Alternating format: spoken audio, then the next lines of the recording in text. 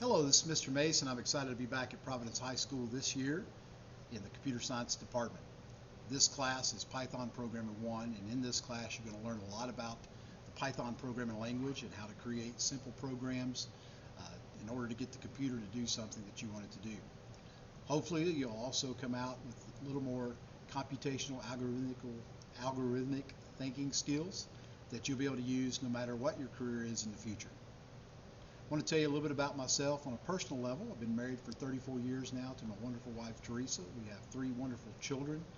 Jeffrey, who is studying for his Master's in Divinity degree at Southeastern Baptist Theological Seminary.